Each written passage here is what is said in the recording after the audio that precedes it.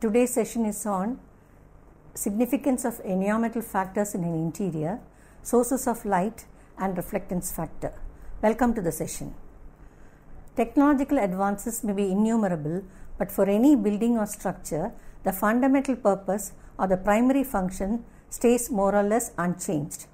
It has to protect the inmates from the external environmental influences on the one hand and from natural calamities on the other. In recent years, gratifying both the functions satisfactorily along with an eye for aesthetics is receiving priority. A project affording a design space not only as a status symbol but also a space which promises the needed comfort and convenience to perform the functions allocated to it is a premium. Hence, the perception of the inmates in such interiors gains significance. There are many factors in the environment the designer has to consider in the designing process to gratify the required needs and also to satisfy other aspects also of the project. Considered in those terms, the geographical location of the space and the type of architectural features desired emerge as major deciding factors.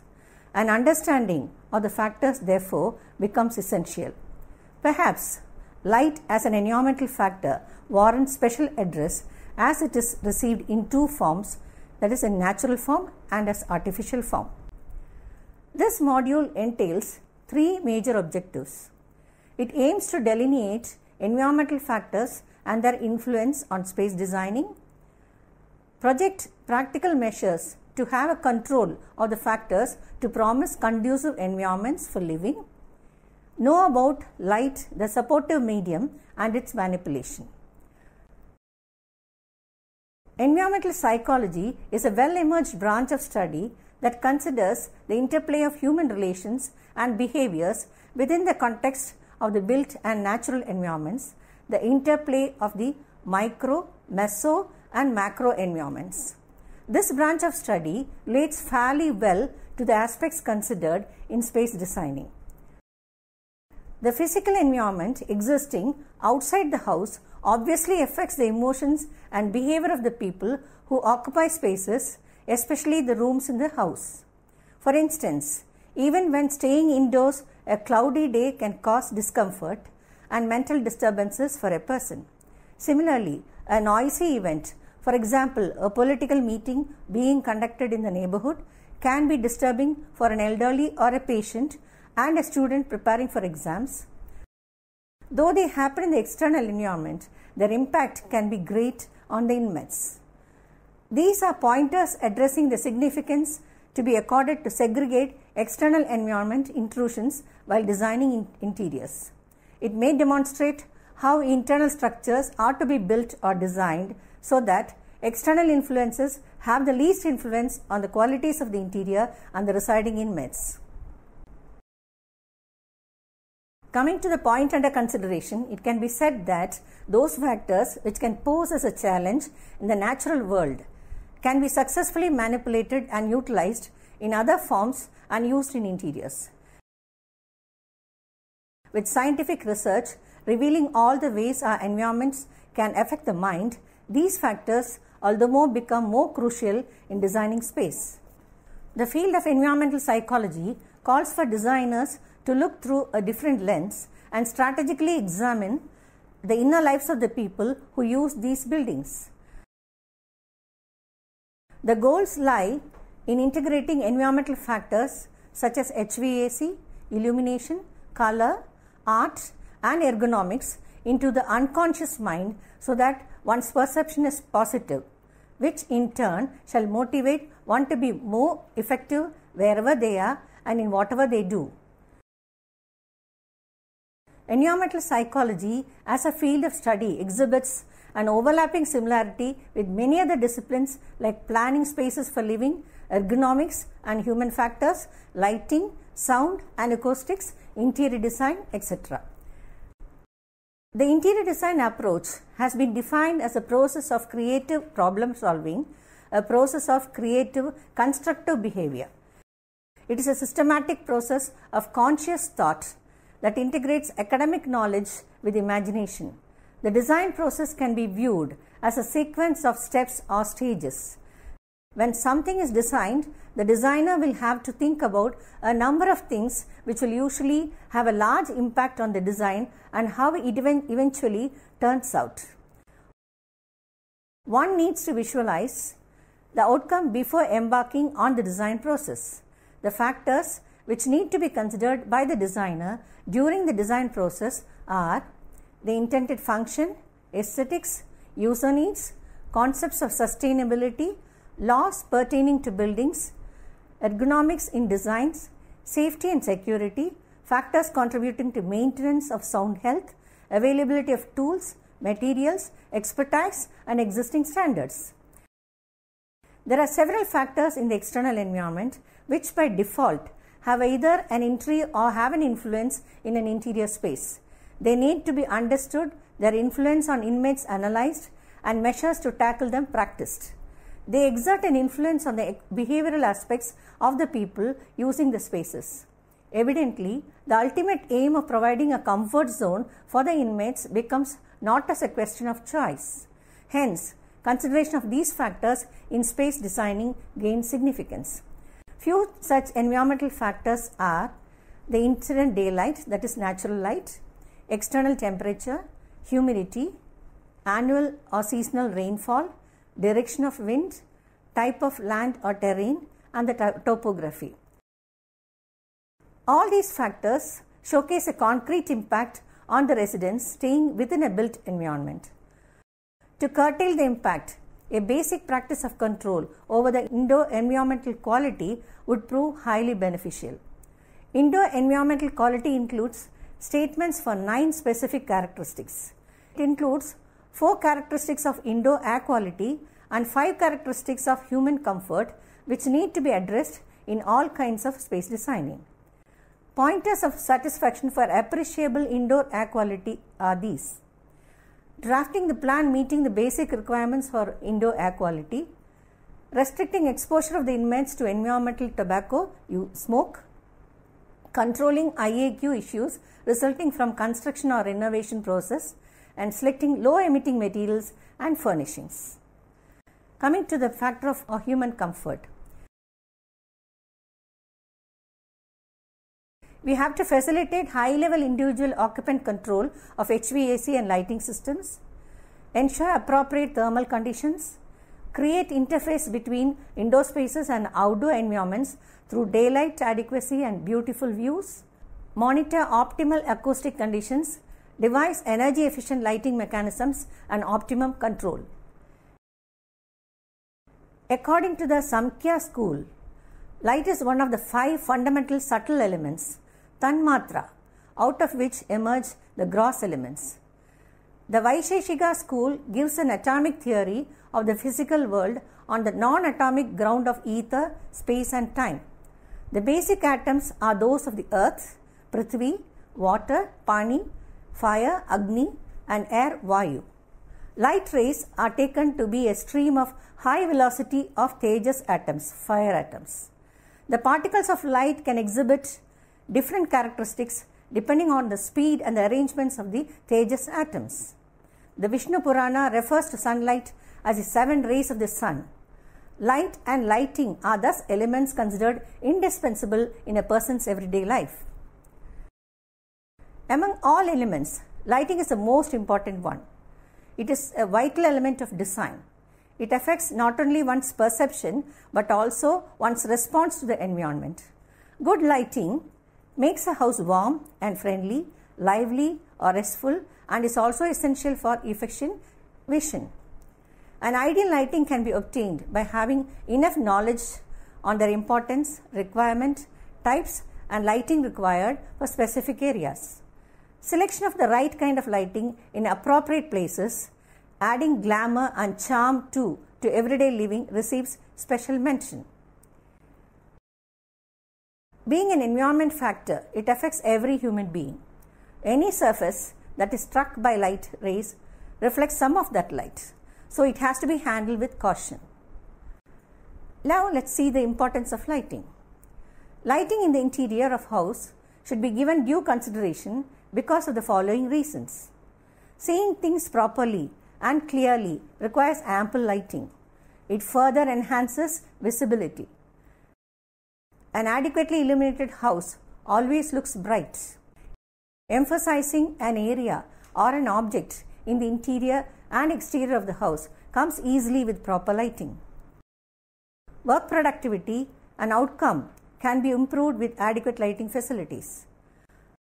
Prevention of accidents, both in interiors and exteriors, warrant good lighting. Lighting choices reflect the inmate's taste, character, and individuality. Color scheme in interiors, about which much thought has been focused, receives attention only in properly placed lighting. Above all, sunlight can kill germs which are present in the surroundings, and natural light keeps one healthy, cheerful, and also enable procurement of vitamin D. Lighting or illumination is the deliberate use of light to achieve a practical or aesthetic effect. It includes the use of both artificial light sources like lamps and light fixtures, as well as natural illumination by capturing daylight. Daylighting, that is, using daylight through the windows, skylights, and or light sleeves, is sometimes used as the main source of light during daytime in buildings. This can save energy in place of using artificial lighting, which represents a major component of energy consumption in buildings. Proper lighting can enhance task performance, improve the appearance of an area, or have positive psychological effects on occupants. Indoor lighting is usually accomplished using light fixtures, which are a key part of interior design. It can also be an intrinsic component of landscape projects. Permitting maximum diffused light into the interiors can create dramatic effects, but utmost care should be taken to avoid glare and shadow and over brightness in interiors, as they are highly harmful to the human eye. Several measurement methods have been developed to control glare resulting from indoor lighting design. The Unified Glare Rating (UGR), the Visual Comfort Probability, and the Daylight Glare Index are some of the most well-known methods of measurement. In addition to these methods, 4 main factors influence the degree of discomfort glare, that is, the luminance of the glare source, the solid angle of the glare source, the background luminance, and the position of the glare source in the field of view. All these must be taken into account while providing lighting. Source, type and purpose of light, and the reflectance factor of materials used and the surfaces present decide the achievement of satisfaction the user desires. First one is the sources of light. The major source of light is the sun, of course. Beyond that, artificial light in the home is primarily produced from an electric current flowing into an incandescent bulb or fluorescent tube. Sunlight gives very bright light, kills germs, and purifies the air. It can be warm, yet provides light which will bring out the true colors in objects, hence its significance in interiors. The 2 commonly used sources of artificial lighting in interiors based on lighting elements used are also of 2 types: incandescent bulb and the fluorescent tube. Incandescent bulbs typically have a tungsten filament that is heated by electricity to the temperature at which it glows. It affords a concentrated source of light and can be directed easily to a point or area. The bulbs light instantly an area and are easy to maintain, but they produce glare and have a lower output and shorter life, which make them more costly to operate than fluorescent lights. Because the fixtures are simpler and bulbs of different wattages can be used in the same socket, it is used more often in homes. There are 3 general categories of incandescent bulbs: general purpose, reflector bulbs used for accent lighting, and decorative bulbs. Incandescent light is produced by heating a tungsten filament sealed within a glass bulb until it glows. The kind of lights generate heat, so it is important to allow for air circulation between the bulbs and ceilings or walls, or it will cause the bulb to burn out quickly and often results in scorched ceilings above the fixtures. They are available in many different shapes, sizes, and amounts of light produced. Because of their warm glow, they display a tendency to alter color schemes and modify the reflectance factor of materials and furnishings used. Fluorescent tubes offer a luminescent or cold source of light. A glass tube with an inside coating of fluorescent powder is filled with vaporized mercury and argon. The ends are then sealed with cathodes. When electric current is passed, it activates the fluorescent powder to glow. When the gases are activated, invisible ultraviolet rays cause the fluorescent coating to produce visible light. Although fluorescent tubes come only in straight or circular shapes and curved tubular forms, they have considerable diversity in color. They are also much less energy consuming than incandescent bulbs. They diffuse more evenly or uniformly and reduce glare and shadows. It can provide both cool and warm atmosphere. Because the installation requires more than the simple switch and socket of the incandescent bulbs, its initial cost is higher. But the tubes last longer, are cooler, require fewer fixtures and use less electricity than the incandescent. The greater efficiency and economy make them much more practical for everyday use. A third type of lighting using CFLs and LEDs have stolen the hearts of consumers now, which are practically more efficient, brighter and durable, and above all, energy efficient. They advocate for the concept of environmental sustainability too. Before we get along with the next aspect, I have a question for you. Can you expand CFL and LED? Yes? Fine. Then make a tour of your house and find out the number of artificial light sources you have provided in your interior. If you have more of LED, it is proof that you belong to the energy conscious, because our government at present is also frantically implementing the projects in street and rural lighting. They offer CFL and LED, which are not only energy saving but also promise long life and reduced power consumption and added benefits compared to the conventional ones. Further, they can also help in choosing proper reflectance, an important factor in successful interior designing. Now let us analyze the types of artificial lights chosen.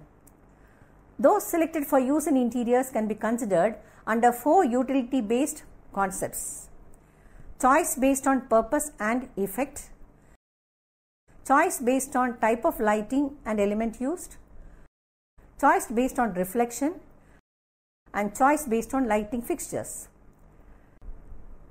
Now let's have a look at the classification of lighting based on choice preferred. If our choice is based on the purpose and effect, we have 3 sources from which to choose. That is ambient general lighting, task or local lighting, and accent or decorative lighting. Lighting element used, we have 4 types.